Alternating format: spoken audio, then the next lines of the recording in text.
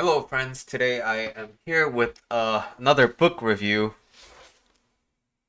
The Alchemist by Paulo Coelho. I think this book is my recent favorite.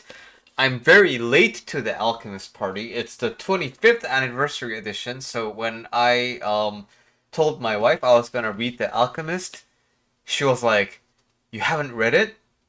Did you live under a rock?" And apparently, yes, I have, because I was not a reader for a very long time. This book landed into me because my friend who recommended the Four Agreements book said this was his favorite book, and he absolutely recommended it and was like, "You gotta read it." And so I was like, "Cool, I have nothing else to read, so I'm gonna read it." And on my flight to Hawaii, the plan was to finish this book during my trip, but I actually finished it on the flight to Hawaii, and now I was left with nothing else to read. But anyway, that's a good problem to have, right?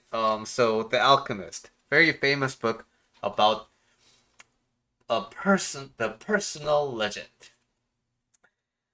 The back of the book says, "To realize one's destiny is a person's only obligation." And such a wonderful summary of the book. This book is a magical experience, and the protagonist is Santiago, a ship herder. But through a series of wild events and adventures, he goes through many different challenges and stages of life to end up in a very interesting place. And every portion of the his journey is so rich with symbolic meaning and very much open to interpretation. But it's not too abstract. It's actually, I think, very friendly to read. But if you want to, you can take a like minute or two. You can take 5 minutes. You can take 15 minutes, an hour to really sit down and think about some of the specific portions of the book. To talk about my favorite part of the book is I should have bookmarked this earlier. But anyway, when the protagonist goes to Egypt and crosses over to the Middle East, Africa. Well, he's not in Egypt yet, but anyway, crossed over to Africa from Spain, and now he is working with this crystal person because he lost all of his money. So the protagonist has no money, needs somewhere to work, so he starts working with this like crystal merchant. And now this crystal merchant is kind of like like just cruises by life. It's everything's okay, everything's not too bad, everything's not too good, or whatever. It's like okay. And but since the protagonist starts working there, business keeps on going good, which is kind of a problem for the crystal merchant because the crystal merchant is like although he wishes his life was different or whatever, like but he doesn't like he's done feeling that part. It's okay. He's not looking for much else in this life. He's tried, he's got some results. It's okay. But the protagonist keeps on bringing business. He keeps on having like these ideas and it just keeps on improving the business, so it just kind of like starts becoming a problem for the crystal merchant. And now, why? Why is that a problem? And so we get to a dialogue between the protagonist and the crystal merchant. And the part of the book goes like this, and I will now recite it to you. The merchant was silent for a few moments. Then he said, "The Prophet gave us the Quran and left us just 5 obligations to satisfy during our lives as a Muslim. The most important is to believe only in one true God. The others are to pray 5 times a day, fast during Ramadan, and be charitable to the poor." He stopped there. His eyes filled with tears as he spoke of the Prophet. He was a devout man, and even With all his impatience, he wanted to live his life in accordance with Muslim law. What's the fifth obligation? The boy asked, boy being our protagonist. 2 days ago, you said that I had never dreamed of travel, the merchant answered. The fifth obligation of every Muslim is a pilgrimage. We are obliged, at least once in our lives, to visit the holy city of Mecca. Mecca is a lot farther away than the pyramids. When I was young, all I wanted to do was put together enough money to start this shop. I thought that someday I'd be rich and I could go to Mecca. I began to make some money, but I could never bring myself to leave someone in charge of the shop. The crystals are delicate things. At the same time, people were passing my shop all the time, heading for Mecca. Some of them were rich pilgrims, traveling in caravans with servants and camels, but most of the people making the pilgrimages were poorer than I.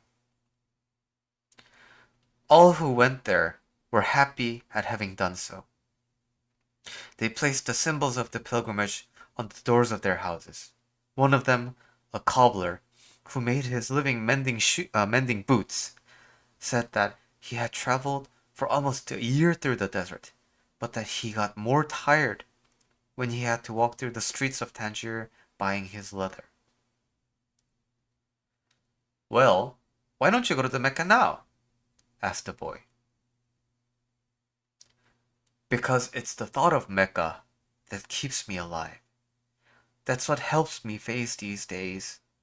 They're all the same. These mute crystals on the shelves, and lunch and dinner at that same horrible cafe. I'm afraid that if my dream is realized, I'll have no reason to go on living. This portion is my favorite part of the book, and I'm tearing up now, but it made me, this portion of the book made me cry when I read it, because this feeling of being so fed up and tired with your life and having the dream to keep you going,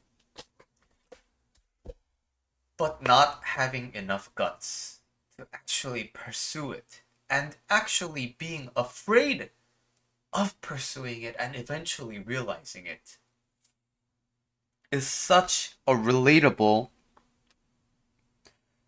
and at the same time such a tragic side effect of having a human mind. So, now that I shared my favorite part of the book, I want to share my opinions about the personal legend. So, I believe I am living my personal legend right now.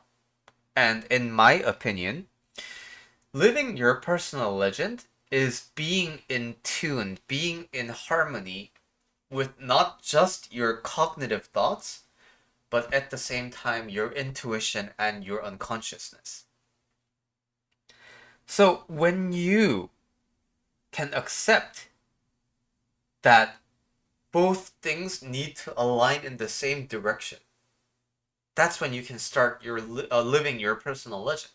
And it's not really grandiose. And what keeps, if it's this simple, what keeps people from fulfilling their personal legends? And in my opinion, it is that they doubt that this is their personal legend because it seems so not important. It seems so like it's not so grand.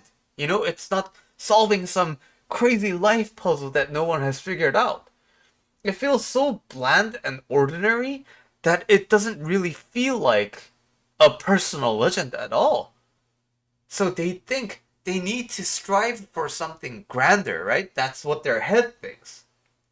But of course, the mind, you get overwhelmed by these things that you don't really want to do. So in your head, you might be thinking, I need to be a YouTuber with 10,000 subscribers. But then your heart is like, I don't want to do that. That's a lot of work. That's a lot of upkeep for the channel. I don't want to do that.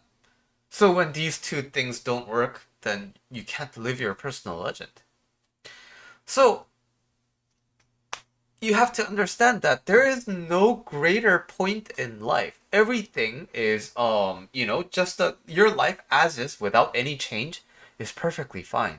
The only thing that makes it not fine is your vision of life.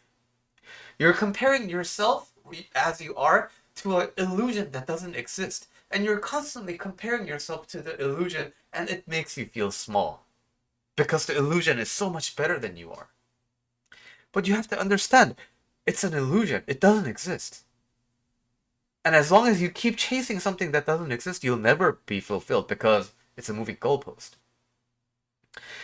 And another aspect of it is that, the disbelief around your intuition is that you blame yourself for not pursuing one thing. But the thing is, you will find in The Alchemist too. Your journey is not just one color. What makes your journey interesting is it happens in phases. And the phases may intertwine with each other.